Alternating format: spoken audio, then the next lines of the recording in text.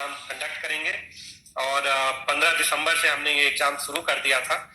इसमें 2.44 करोड़ 2.44 करोड़ कैंडिडेट्स हैं और इसकी हमने पूरी एक डिटेल्ड प्लानिंग की है। वो थोड़ा सा आप लोगों के माध्यम से मैं सबको बताना चाहूंगा। ये डिफरेंट 3 कैटेगरी के पोस्ट थे जिसमें बताया गया है कि पहली कैटेगरी जो थी आइसोलेटेड कैटेगरी, इसका एग्जाम पूरा कर लिया गया है 15 दिसंबर से 18 दिसंबर के बीच में। और जो दूसरा एग्जाम है जिसमें कि 1.28 करोड़ कैंडिडेट है, इसका एक पहला फेज हमने अनाउंस कर दिया है। वो 28 दिसंबर से 13 जनवरी तक होगा और उसके बाद दूसरा फेज 16 जनवरी से होगा। जो हमारा प्रैक्टिस है वो हम 10 दिन पहले अनाउंस करते हैं, तो 16 जनवरी का जो फेज है हम बल्कि 15 दिन पहले जनवरी के उसके डिटेल्स अनाउंस कर देंगे।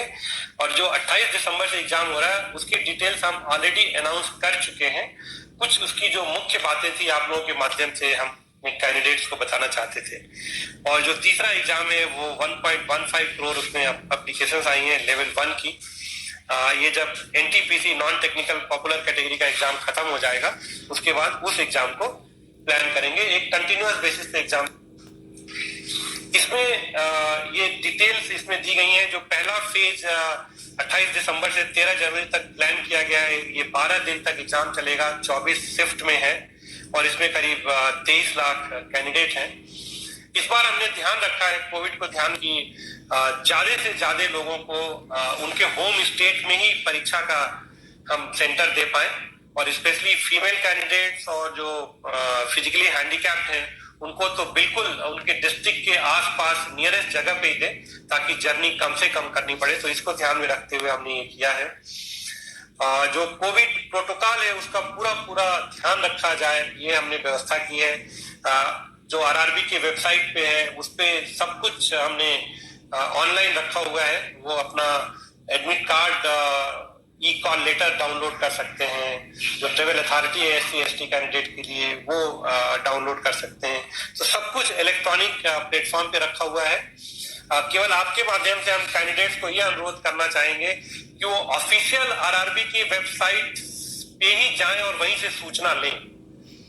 सारी सूचना जो ऑफिशियल वेबसाइट आरआरबी की है उस पर दी जा रही है और मेरा आप लोगों के माध्यम से सभी से अनुरोध है कि कृपया किसी और साइट पे ना जाएं और केवल जो ऑफिशियल वेबसाइट है आरआरबी की उस पे जाएं और उस पे हर तरह की सूचना दी जा रही है।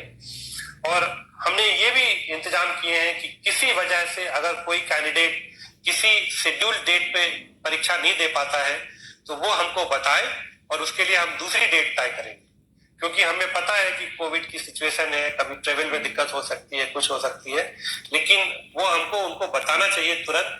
और सारे इलेक्ट्रॉनिक प्लेटफॉर्म पे कम्युनिकेशन पॉसिबल है। आरआरबी के वेबसाइट पे सारे डिटेल दिए गए हैं और पूरी तरह से जो रेलवे ने व्यवस्था की है वो कोविड प्रोटोकॉल को देखते हुए व्यवस्था की है।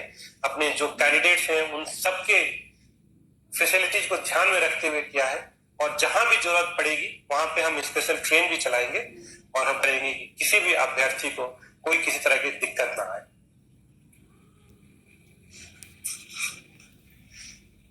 ये कोविड के प्रोटोकॉल्स हैं। सारे कोविड प्रोटोकॉल फॉलो किए जाएंगे, उनके टेम्परेचर चेक होंगे, उनको फेस मास्क लगाना होगा। हमने कोई ऐसी शर्त नहीं रखी है कि आप कोविड टेस्ट रिपोर्ट नेगेटिव कोई लेके आइए। हम बस सेल्फ डिक्लेरेशन चाहते हैं कि आपको कोई सिम्टम नहीं है, आपको कोविड से कोई समस्या नहीं है। आपका जरूर टेम्परेचर चेक किया जाएगा और फेस मास्क आपको लगाना होगा। और सारे सेंटर्स पे हमने व्यवस्था कर रखी है कि कोई क्राउडिंग ना हो, सोशल डिस्टेंसिंग मेंटेन हो। और एक वीडियो लिंक यहाँ पे जो दिया गया है, एक वीडियो दिखाया गया है, कैंडिडेट चाहे तो वो देख सकते हैं कि जब वो एग्जाम देने जाएंगे तो क्या वर्क फ्लो रहेगा, कैसे उनको एग्जाम हॉल में किस तरह से एग्जाम देना है, उसका पूरा एक वीडियो बना के इस पे अपलोड किया गया है ताकि कैंडिडेट को पहले से पता चल जाए कि जब वो एग्जाम सेंटर पे जाएंगे तो किस तरह की परिस्थिति होगी, क्या उनको सावधानियां बरतनी चाहिए। और हर तरह के वहाँ इंतजाम किए गए हैं। फ्लोर मार्कर्स लगे हुए हैं एंट्री पॉइंट पे सोशल डिस्टेंसिंग मेंटेन करने के लिए। गन्स हैं जिनसे कि ई कॉल लेटर दूर से ही चेक कर सकते हैं बिना छुए हुए। टेम्परेचर चेक एंट्री पे हो सकता है थर्मोगन से दूर से ही।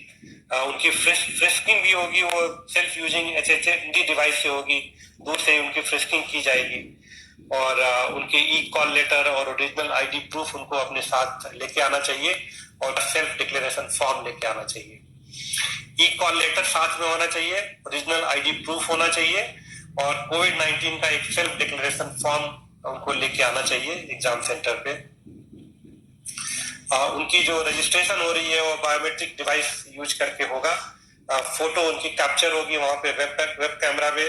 कैंडिडेट की जो सीट्स है उसको कंप्यूटर बेस्ड टेस्ट शुरू होने से पहले और बाद में सैनिटाइज किया जाएगा। और ये एक जो चित्र दिखाया गया है कि एक एक सीट छोड़ के बिठाया जा रहा है। सोशल डिस्टेंसिंग जहां तक संभव हो उसको फॉलो सबको करना चाहिए, ये बहुत जरूरी है इस कोविड के समय में।